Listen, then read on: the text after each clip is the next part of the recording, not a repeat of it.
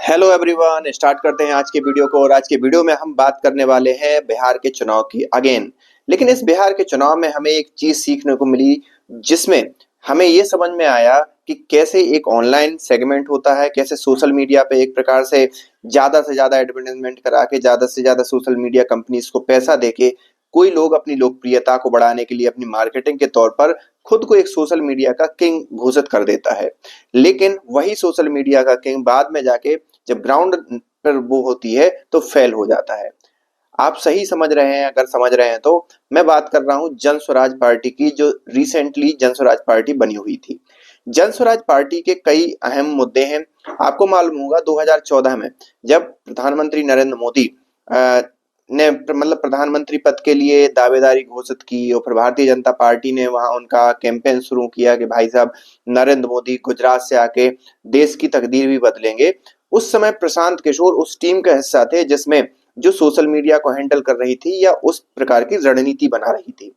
और जिस प्रकार की रणनीति बनाई उसमें कहीं ना कहीं प्रशांत किशोर को ये लगा कि जैसे हमने प्रधानमंत्री मोदी की जो छवि बना दी, प्रधानमंत्री मोदी की सरकार बना दी, उसी प्रकार से हम एक नई पार्टी बनाएंगे और उसी सोशल मीडिया को मैनेज करके इवन जो प्रिंट मीडिया है या इवन ये डिजिटल मीडिया है, जो हमारे चैनल वगैरह हो गए, उनको मैनेज करके एक पूरा का पूरा एक एनवायरनमेंट बना देंगे और उससे हमें जीत हासिल हो जाएगी।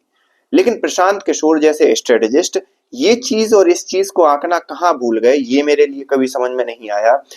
सबसे पहली बात तो उनने बीजेपी के ट्रैक रिकॉर्ड को क्यों भूल गए कि जैसे बीजेपी ने लास्ट में 2014 की बात करें तो 2014 में, मतलब 2014 नहीं 2024 की बात करें तो 2024 का चुनाव हारने के बाद भारतीय जनता पार्टी ने एक काम किया।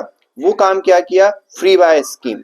चाहे मध्य प्रदेश हो, चाहे महाराष्ट्र हो, चाहे हरियाणा हो या अभी बिहार की बात करें, महिलाओं के नाम पर उन्होंने फ्री में पैसा दिया।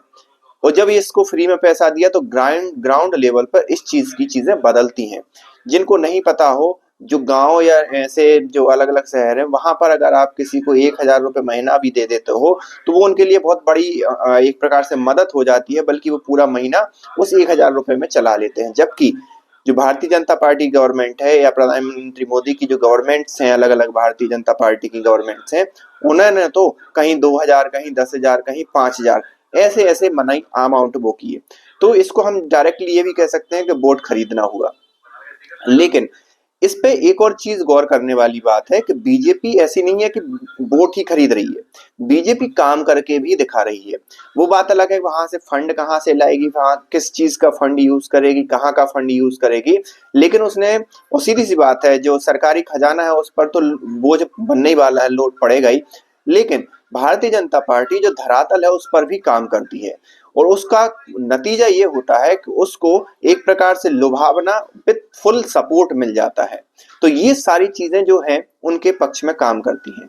अब अगर हम बात करें प्रशांत किशोर या कोई भी नई पार्टी की, जिसमें एक पार्टी थी अरविंद केजरीवाल जी की पार्टी। अरविंद केजरीवाल जी की भी पार्टी जब पहली बार जब चुनाव हुए थे तो पूर्ण बहुमत में नहीं आई थी, फिर भी इतना अन्ना हजारे का आंदोलन हुआ, अन्ना हजारे का उनने फेस लिया, भ्रष्टाचार को एक मुखौटा बना के रखा और थोड़ी सी सोशल मीडिया भी चलाई।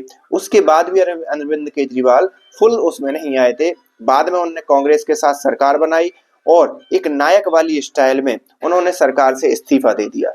फिर जब दूसरी बार आए तो अरविंद केजरीवाल जी को क्लीन स्वीप मिला था, तो एक प्रकार से उन्होंने नौटंकी की थी।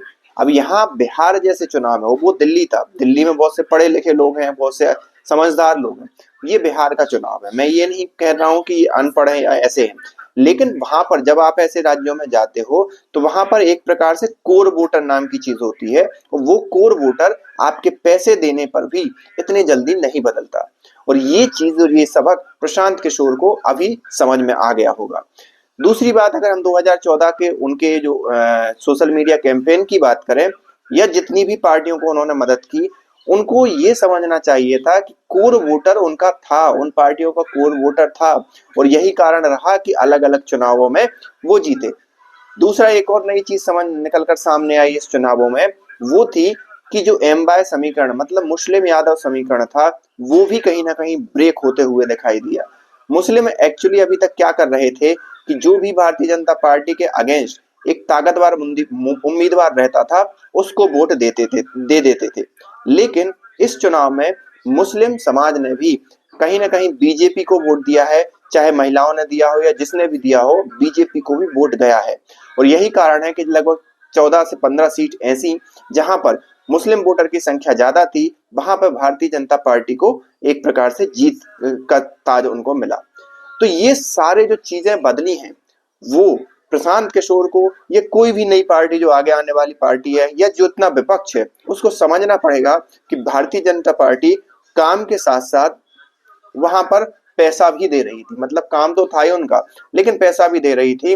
और यही इन सब कारणों के कारण आज की डेट में भारतीय जनता पार्टी एक प्रकार से बिहार जैसे राज्य को भी क्लीन स्वीप कर पाई है। अगर मेरी बात पूछा जाए तो मैं ये फ्री बाय वाली, फ्री में पैसा देने वाली स्कीम को कहीं से कहीं तक सपोर्ट नहीं करता। भले ही भारतीय जनता पार्टी ने इस चीज को अख्तियार कर लिया हो अरविंद केजरीवाल का कॉपी करके, लेकिन मैं ये चाहता हूं कि ऐसे चुनाव ना जीते जाएं और इस चीज को जल्द से जल्द खत्म किया जाए। बाकी जो भी है वर्तमान में भारतीय जनता पार्टी ही एक मुख्य नेशनलिस्टिक पार्टी निकलकर सामने आई है। और आगे आने वाला उनका जो काम है वो बताएगा कि आगे आने वाले समय में होता क्या है। आप इस बारे में क्या सोचते हैं, आप हमें कमेंट करके बता सकते हैं। मिलते हैं नेक्स्ट वीडियो में, तब तक के लिए थैंक यू।